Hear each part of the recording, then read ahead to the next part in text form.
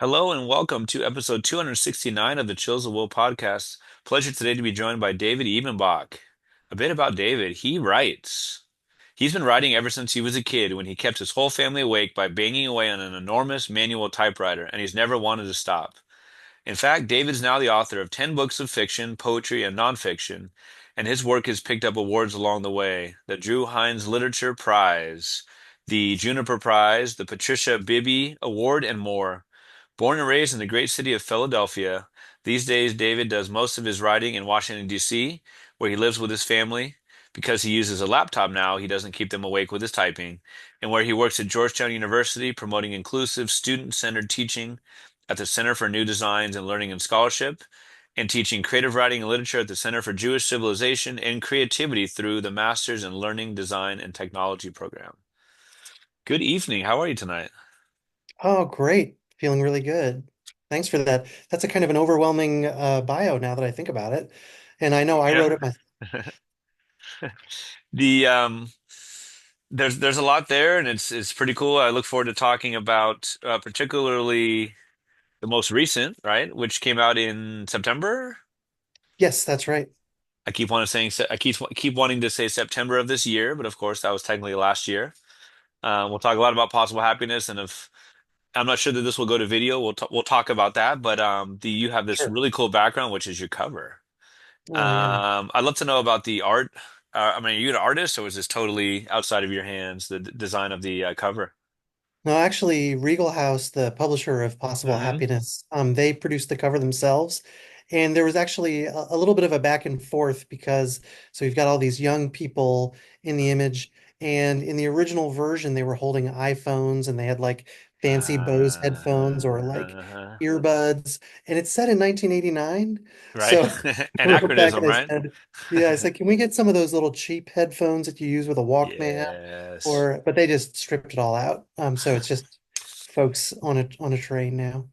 You teach at Georgetown. Do your students, I mean, do they know about this book? Do they know about your books? Like, I was just thinking about that. I wonder if they would know what you meant when you said Walkman. Yeah, they very possibly would not. You do occasionally get some older students who might know, but yeah, for the Okay. most part, they are not in that generation. They do know about the books. One reason is that the Center for Jewish Civilization hosted a reading this Oh, fall. nice, nice. So a number of my former and current students came to that, and Yeah. that was a really nice thing, getting to talk about writing from my side of it, and not just kind of working on their stuff. I think they're sometimes surprised to realize that their Mm. teachers are doing all these things outside of the classroom. There's nothing like it, right? There's nothing like a reading. There's nothing like having your professor having written the book. If if it's a history class, like she wrote the textbook. Like I always thought, I'm still amazed by that 21 years after I graduated college, almost 22. That's Mm-hmm. great. That's great. Very cool. Well, yeah, I'd love to talk about how it all kind of began. In the dedication, I think you call it the dedication. Mm-hmm. Pardon me if I'm mispronouncing. You write Carol Nehez, basically Nahaz. dedicate. I'm sorry, Carol Nahaz, yeah. Nehez, who took a mixed up kid seriously. Hmm. That is She so was my cool. creative writing teacher in high school. And, I had sort of dabbling. Well, I guess I'd been writing for a number of years, Mm, in a not very focused way. And I signed up for her creative writing class, and she just broke everything open for me. mm, Gave us all these wildly different prompts, all these in-class exercises, lots and lots of feedback. She read our journals really carefully, mm, gave me some life advice in the journal. mm, It was really helpful.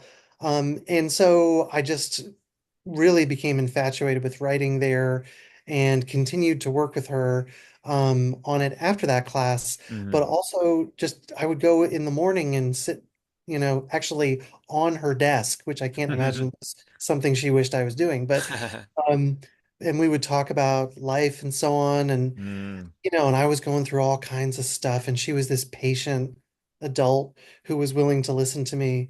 And mm. I'll tell you what, so I sent her a copy of this book Nice. with the dedication to her, Mm, and she wrote back that actually she recognized her own experience and the experience of the narrator, that she had been through some hard times, Mm, like exactly the stuff that I was going through wow. in high school. And that was, again, that thing of like teachers have these lives Yes, yes, yes, yes, outside yes, of yes. class. Yes. She had, and she was speaking from a place of real wisdom and knowledge. Wow. So I'm just unbelievably grateful to her for what she did for my life. That is so cool that she's able to read that dedication, read the book. What were you reading? What were you writing? What were some of those ones that just split your consciousness open? Those books, those poems, those writers that just made you say that double idea of wow, I could never do this, and also I want to do this. Oh, and you mean back in the day in high school Yes, and so yes, on? yes, yes. Yeah, I mean, I read pretty voraciously, and I think probably there are a lot of things I could bring up that are like everybody would name them. We read a lot of John Steinbeck that I really adored. Hmm. There was this one teacher who gave the worst tests, like really sort of all you had to do was read the cliff notes to pass the tests, but he assigned the best books. And so in a way, it was this real helpful Uh, test. You didn't have to, in fact, sometimes it helped to read the book and then read the cliff notes anyway, just to be able to pass the test. Um, we read Native Son, which I thought was mm, astounding. mm. But you lost 25 points on the test if you say that the main character used an axe when actually he used a hatchet, Oh, don't get for that the mixed up. Okay, okay. right. So, I mean, and of course, we're all like inner city kids. We don't know what an axe or a hatchet is. Um, but I would read all these books that he assigned. That's where I read David Copperfield for the first Mm, time. It's where I read Native Son for the first time. mm, Grapes of Wrath, East of Eden was such a big book for me. uh-huh. Lots of poets. He assigned tons and tons of poetry. And I just kind of was voracious for anything and everything I could get my hands on. Yeah.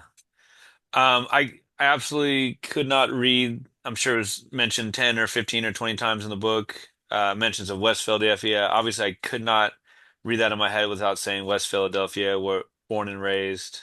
Yeah. And Will Smith really is from West Philadelphia, and Hmm. he's about the Mm. same age as me. Uh-huh. But we did not know each other. It's a No, pretty big neighborhood. sure. Um, but he was starting to get popular around the time Uh-huh. I was in high school. Fresh Prince. Yes, yes, yes. Yeah. No. So yeah, there's a big role of West Philadelphia in the book because I tend to think of it as the greatest neighborhood and the greatest city in the world. Oh, I love that. What what about, I mean, the Philadelphia writing tradition? Do you obviously there is one. Do you feel like connected to that? I don't know who you would point to as some of the kind of the paragons of Philadelphia writing. Well, one of the people who does write about West Philly a bit and who I have loved, John Edgar Weideman. Okay. He's phenomenal. He has a book called Philadelphia Fire, which is about Hmm. a lot of folks, if they're not old enough, won't remember this, but the mayor of Philadelphia accidentally kind of dropped a bomb on part of Philadelphia, Uh-huh. and the whole city block burned Uh-huh. down. I don't know exactly what year that was, the 80s Yeah, sometime. yeah, yeah. Mid 80s feel like, yeah. Yeah, something like that. Hmm. And actually, it was on Osage Avenue, and I lived on Osage Avenue, just a Mm. number of blocks away. Whoa. But so the Weidman book is about Mm. that. Um, Matt Johnson is another person who Oh, okay. writes about Philadelphia sometimes. Matt with Uh, one T, right? yeah, that's the Okay, guy. yeah, okay. So a little Huh. bit that. I mean, Walt Whitman spent a little time in town, Mm-hmm. which is Mm. cool. Um, so a few folks, yeah, Yeah. are on my radar. Huh. Yeah, the my vague, dim knowledge of what you talked about with like the bombing is like just in the run, it's like racism wasn't just in Alabama or the South, Right. right? Yeah, no, for sure not. Although it was complicated because he was a black mayor, you Oh, I'm know? thinking of a different one. I'm thinking of maybe right. Oh, wow. Okay. And but the reason that this bomb happened is Mm. because there was this kind of African nationalist group Exactly. That's what I'm on the thinking of, right? block. Right. And so they were very forthright about their kind of feeling of a connection to Africa. And Uh-huh. so I feel there is a racial component just because of Sure. what they cared about. And there was a standoff with the police, and then what was supposed to be a smoke bomb Yeah. turned out to be an incendiary bomb. Uh-huh. And Philadelphia is all row houses. So if one Uh-huh. house goes up really big, just Okay. the whole side of that block and then around the corner and then around a corner and then Yeah. around the corner again. You get a whole square block of houses just burned to the ground. It seems like my understanding too, like very, very heavily surveilled group, Yeah, very right? much. Yeah, yeah, Yeah, they had lived in another part of West Philadelphia and had a standoff with the police and then moved again. Yeah, and they were called Move. That was the name of the yeah. group. Huh. Yeah. Right. And then of course Abu Jamal, and there's a Yep, history there for sure. Very absolutely. interesting. Yeah. What as you've have we gotten into more recent times as far as the reading and writing goes, the reading, who are you, whether they're in the same genres as you write a multiple, but same genres, or who are some of the writers who really continue to thrill and inspire you? The list, I mean, do we have 2.5 hours? Interminable. We do. The list is so big, but I mean, like to give you kind of like maybe the big highlights. Mm, I mean, Toni Morrison was the GOAT. right. I don't write anything like her. I don't know anybody who could really. But I admire her enormously. And sometimes she's so good that it's almost makes you angry. Yes. Like the first Yes. paragraph of her novel Jazz is Mm, like a bafflingly mm, perfect piece of writing. mhm, So I love her. In poetry, I really love Jane Kenyon. mm, That's a poet that I really adore.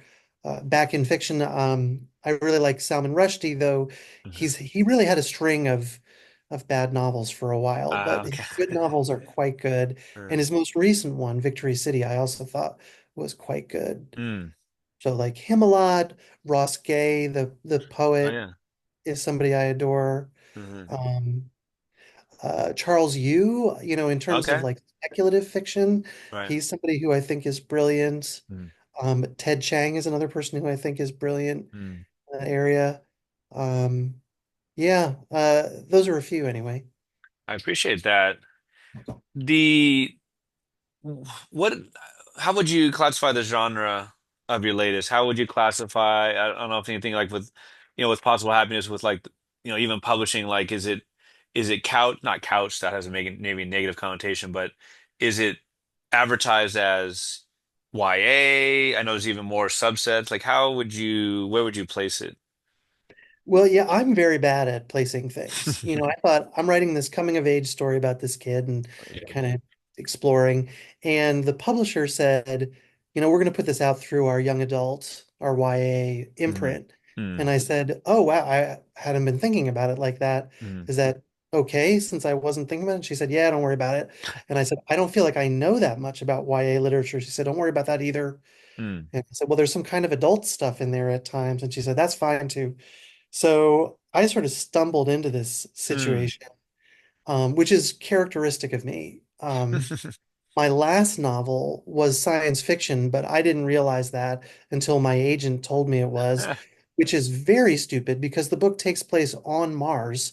So it's sort Uh, of an obvious sci-fi, but I thought I was just sort of trapping a small group of people in a space where they couldn't get away from themselves and each other. uh-huh, uh-huh. But of course, it is sci-fi. So Yeah. I just write whatever I feel like writing Yeah. and for someone to tell me what it is. Hmm. You're a writer and a teacher. I wonder about how the writing informs the teaching and vice versa. I don't know if that's Yeah. too generic of a question. No, I think it's great. I think I'm pretty fortunate. I know there are some folks where the teaching sort of takes so much out of them and they're Hmm. in contact with the students' words all day and they get home and the last thing they want is to dive into their own writing Sure. because they've been immersed in student writing all day. Uh, I don't have that. I actually find my students really inspiring, sometimes because of the great things they do on the page. Um, you interviewed Kate Brody, who a hmm. phenomenal writer who had her debut novel come out this last year. Yes. Another phenomenal student of mine, Asha Tonki, Okay. Oh a yeah. thousand times before her Hmm. first novel came out the same year. So they do amazing things, but also on the other side, my students often get themselves into really interesting problems on the page, Hmm. and that's stimulating to me. I have to think like, Hmm. why is this not working Hmm. exactly? And that kind Hmm. of thinking I find really generative. Okay. Um, so All that right. all feeds me and makes me want to go do some writing. Hmm. In the other direction, I think it feels important to me that when I go in to talk to them about their writing, I can empathize from having been in a similar situation myself. Hmm. um, earlier that day, possibly. And it feels like it offers an angle that is helpful to them. They sort of visibly relax when I say, like, oh yeah, I mean that happened to me too. Hmm. You know, we're all in this together, Yes. we're Yes. all trying to do this and it's super hard. So Yeah. I like bringing that to bear. And as a matter of fact, I haven't done very much of this, but I've written some plays also because I Hmm. used to teach a sort of four genres creative writing class, Hmm. and I felt weird teaching drama when I hadn't written drama. Yeah. So I wrote some in order to empathize better with what they were Hmm. going through. I think they feed each other really nicely. Okay. Probably a long list also, but I wonder what some of the favorite texts that your students are assigned or that your students read. Like Mm. for them, like what are some of their favorites? Oh yeah, good. Because I was about to say, I actually tend not to necessarily assign my favorite stuff because Uh-huh. sometimes it feels too painful if they don't like it, Yes, I know that feeling. I know that you feeling. know? Hmm. Well, I teach in the Center for Jewish Civilization, so I teach all Jewish authors while we do creative writing and while we do literature. Hmm. One of the classes I teach is called Jewish Literature of the Global South. So we look at authors from Hmm. Africa, Asia, and Latin America who are Jewish, Hmm. which is a literature that's pretty abundant, but people don't know it that well. Hmm. Um, and the students really are excited to discover that Jewish authors are more complicated than they thought they were. Hmm. That you have African Jewish writers, and not just like Nadine Gordimer, who's white African, I see. but African writers, that would be indistinguishable visually from anybody else around, or Hmm. from India. Hmm. There's quite a lot of authors from there. Hmm. Um, so they enjoy that. There's Sophie Judah, and Esther David are a couple of authors from India that they tend to like a lot. Hmm. Hmm. But even when I'm in sort of North America, when I teach authors who are Jewish but also have other intersections that are less expected by the students. So Hmm. like Aaron Levy Samuels, who's a Black Jewish poet, Hmm. that they're excited to discover that complexity, you Hmm. know, that kind of thing. They also tend to enjoy things that are funny. So Nathan Englander is somebody Yeah, that yeah, they yeah. enjoy a lot. Uh-huh. And they enjoy things that feel contemporary that they can relate to. Right. And so I've been trying more and more to teach them kind of hot off the presses stuff. So it's not all some Eastern European shtetl, you Right. know, during a pogrom or something. Huh. I appreciate that. The the book is Possible Happiness. We talked about it, September 2024. Tell us where to buy it. Tell us, sorry, remind us again about the publisher. Yeah. Sure. So it's available, I mean, everywhere online, certainly. And it's a little unpredictable which bookstores will have it, but I find that some do and that anybody can order it. Hmm. So it's the kind of thing where if you want to go into your local independent bookstore, they at least will be able to get it for you, even if they Right. don't already have it. And then just, yeah, all the normal online places have it, including the publisher, but also all the other online retailers. And the publisher is Regal House, Okay. uh, but the imprint that this book is through is called Fitzroy Books, Hmm. and that's their young adult imprint. So they have a few different imprints. They're actually launching a new one for sci-fi and fantasy sometime soon. Hmm. I recently found out. But they put out a lot of good stuff, and they're nice to work with. Yeah, I've really enjoyed myself. Are you online much social media wise? Yeah, I actually kind of love social media. I think, there's all those studies that show how it can, maybe especially for young folks, make people depressed or Uh-huh. full of envy.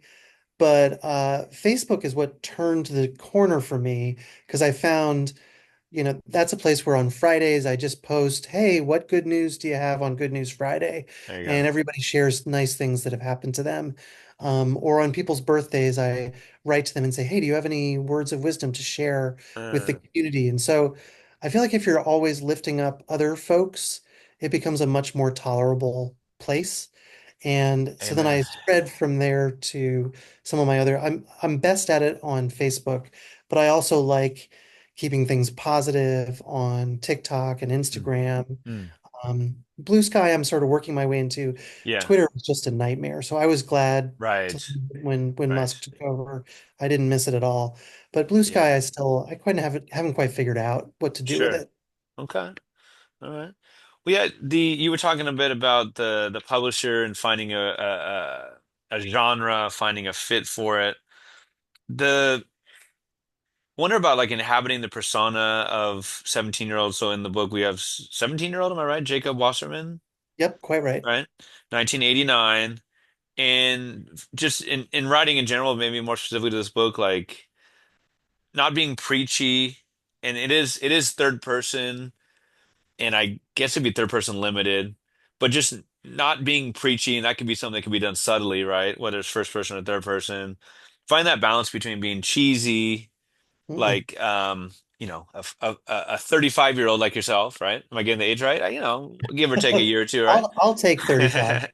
Somebody a little bit older than the 17-year-old, and the difference between being cheesy and preachy and realistic. Mhm. Yeah, that's great. That's a really good question. No one's ever asked me that before. I did do some things to try and get myself into the headspace of this Huh. 17-year-old.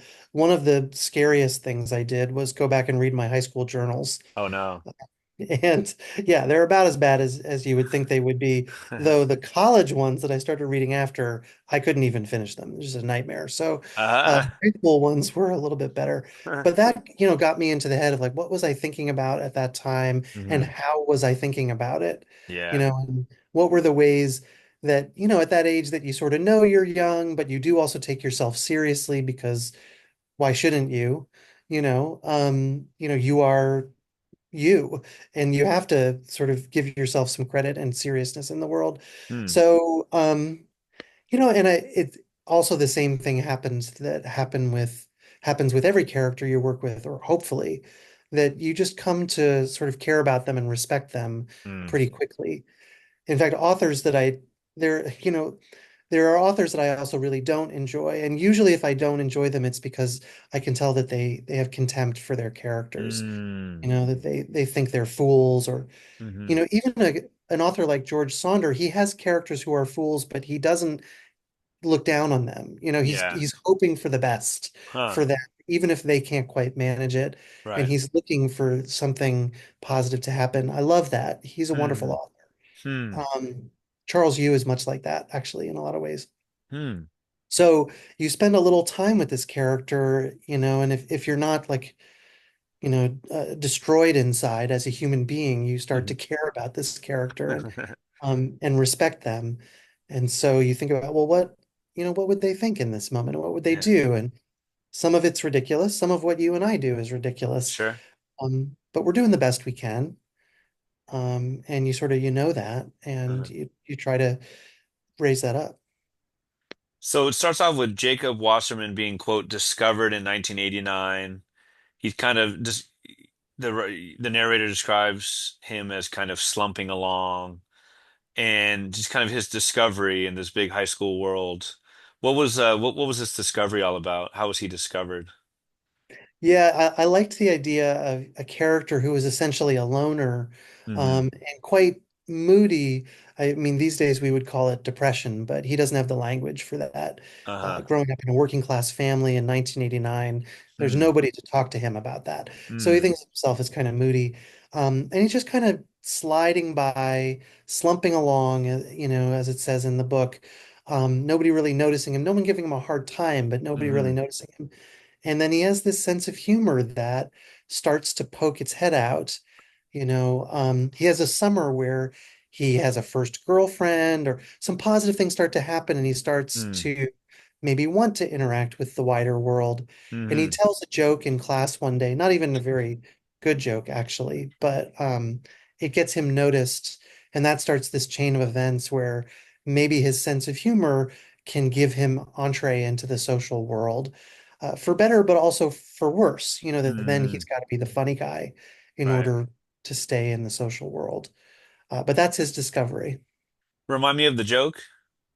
So the teacher is Mr. saying, Nowicki, right? like, yeah, Mr. Nowacki Something like says, who was living in the American colonies at that time? And he says, the colonists. that. Woo! Yeah, like not a great joke. It's all But it about represents timing, though. this moment, right? It represents this moment where he had been telling those kinds of jokes in his head Yeah. for a few months up to that point, Yeah. and he finally just said one out loud, and somebody thought it was funny, this guy Eric, and that leads to him being invited to a party, and there are more jokes, and Yeah. on from there. Yeah, I think it's an interesting point you make that he was when he was a loner. I mean, he wasn't bullied necessarily. This wasn't mentioned. He was just kind of not noticed, just kind of going through. So LaRon is one of his work friends. They work at the zoo. He Mm-hmm. kind of knows him from the neighborhood. He knows him from school a little bit, but mostly from work. And it's one of those where like they're cool and they talk when they're together, but they're not hanging out after school or outside of Mm-hmm. school, right? They're just kind of like kind of convenient friends, if you will. And Right. They like, happen to be on the same subway. sure. They hang out on that, but yeah, they have trouble connecting in a really deep way. hmm Eric is one of his classmates who really kind of gives him the designation like you're funny. He tells him like you're hilarious, you're funny, and brings him Mm-hmm. into this wider social world like you talk about. And he invites him to a party. The first party Mm-hmm. is a big deal. Jacob or Jake talks about his quote insides howling like a coyote and a lot of Mm-hmm. nights binge watching TV. I don't they wouldn't use that term back then, I guess, right? But Yeah, right. video game marathons and TV, and his mom describes them as lump nights. So basically, it's a lot of inertia. Mm-hmm. All right. Exactly right. That it's a really interesting one. It comes up a few times. This idea of the howling like a coyote. I wonder about that. You said he didn't necessarily have the language to put depression to it. I wonder about Mm-hmm. this image of howling like a coyote. Kind of Yeah, what and you, yeah. I think one thing that shows is that he's hungry for language. You know, Mm, he has this feeling that rises up in him. That again, I mean, really, we're talking about depression. yeah. You know, he sees something sort of ordinary in the world, but it brings him way down just to see Mm, a dent in a car door or something like that. mm, And not even his car. mm. Actually, his family doesn't own a car. They're pretty broke. Right. But so he just has these experiences, and they're so powerful that he wants to be able to articulate, at least to himself, hmm what is happening. And in a way, I mean, you could argue, is a word like depression that useful? I think it might be useful to him just Mm. to let him know this is a thing that exists. There are things you can do. Yeah. You know, you're not hopeless. But I also think it's a limiting term. You know, I think Mm, people his age, like these days, run to those labels maybe even a little bit too quickly mm. and feel like the journey's over. Like I decided I have I see. depression, done. Whereas because he doesn't have that language, he does have to, you know, reach for metaphor and things like that. And that Mm, howl, I mean, you know, this is a very personal book, and I've had these experiences myself. That hmm howl is, for me at least, what it feels like. And there's something important about naming that precisely rather than just the clinical label. Right. His mom is a single mom. His dad lives in Chicago. Mom and Jacob live in Philly, and then their sister Deanna is at college at Cornell, Hmm. right? But she comes back a few times. But the mother, I mean, again, the mother is depressed, right? Has depression, Yep. Yep. right? She drinks. Sounds like she's not alcoholic. She probably drinks too much. She Yeah, a bit too works a much. lot. Um, but just this idea that you kind of, pardon the pun again, kind of lump together mom and Jake, and then Deanna seems to be more similar to the father. Is that safe to say? Yeah, I think that is safe to hmm say. Yeah. So there's this first party, and he's just like, what do I do? But Eric again steps in and introduces him, basically like, hey. Eric has a pretty solid status, and he introduces Jacob as funny and hilarious and kind of off to the races. It's not incredible, that smooth, but that kind of thing. And I believe it's the same party. We have the pack. The pack starts to develop. The pack, capital T, capital P. This group Hmm. of by the end, 8 friends or so, right? So some of them Hmm. kind of coupling up and all that. But you talked about the inside howling like a coyote. I love that at the party how they have the collective howl, Hmm. right? They Yeah, step outside. but What that's was like that a scene all nice about? how. You know, Yes. it's this idea that, so yeah, so you have this party and it goes kind of well, and Jacob's feeling good, everybody's feeling good. And Hmm. so they go out on the porch and they just howl, but not internally. They actually Yeah. howl into the air. Yeah. And it's this moment for him of like, oh, maybe I don't have to just hold this inside. Maybe there's a nice Mm, way to kind of scream into the void, that's positive and that's mm, with other people. right. In a way, it's a fleeting moment because Sure. he settles into this role of being the funny guy. And I think, I don't know if it's still true today, but in my experience in high school, there weren't big cliques in my high school, but Mm. interestingly, within a group of people, there often were people taking on specific roles. Huh. Like this is the one who drives crazy, and this is the one who Yeah. has all the great music, and Sure. this is the one who's funny, and this is the one, and so he takes on this role, and it limits him. It gives him a lot of appeal, but it also limits him. Now he's got to Hmm. be that guy, and he can't, trade off and be something else. So when he starts having other kinds of moods, there isn't really room for them. He didn't leave Mm. himself room for them. Yeah, I really appreciate how you flip the howl from the negative, like eating them up inside, to really like this deep breath and a really positive thing. Hmm. I'm always a fan in writing of like trying to really chart this specific moment, and even if it's a fleeting one. So you write that, and like switching the order up, right? So you talk about like, well, you write, but that was a little ways off. Like like later on he'll be 40th. I like that, not second guessing himself, 40th guessing himself. He'll be Hmm. this thinking about, why did I say this? How did I do that? But in that moment, the Foo Fighters, Everlong, right? Will everything ever be this good again type of thing. In that moment, he's able to just really live in it and just literally howl at the moon, right? It's one of the great like manipulations you can do in fiction. You don't have to Mm, tell things in order. And yes. endings of books, but also of chapters, are Hmm. really imposed by the writer, and you have all kinds of choices. I'm thinking about like Raymond Carver, who's another writer I really admire. Mm-hmm. In his story Cathedral, Ooh, you have, what a great right? one. Right? And you have this husband who's like kind of a schlump, and Mm-hmm. he probably is not going to be a fabulous husband the next day. I mean, he's got a lot of growing yet to Yeah, do. that's true. That's But the true. story ends in this place of epiphany for him. It ends in a place where good things could happen. Mm-hmm. And so Carver is choosing to show us what's possible, you Right. know? Right. Whereas Miranda July, who's a really strong writer as well, Mm, she has a story called Swim Team, very wacky. She's a wacky mm, writer, and mm, all this kind of hilarious stuff happens. But then at the end of the kind of main action of the story, we realize she's telling this story from the future when actually she's kind of lonely, mm. miserable. Yeah. And and again, that's a choice. Like she could have Yes. ended on this kind of awesome moment, and that would be a story about possibility. But Hmm. she ended on a moment of like, well, that didn't work out, and now I'm a mess. And so it's a story about how these good things don't last. And all of that is just we get to choose that as writers. I bet that's almost like a visceral, like literal, like jaw drop to the floor when you find out it's from the future. Is it one of those where it's like where it is a twist, or you could see it Yeah. coming, or Yeah, exactly. And yeah, and you also learn that not she's it's as though she's telling it to an ex of hers. I yeah, think he's not actually there. But she's sort of addressing it to him, and yeah. that's part of her being lost. And Hmm. yeah, it's quite gut-wrenching. Oh man.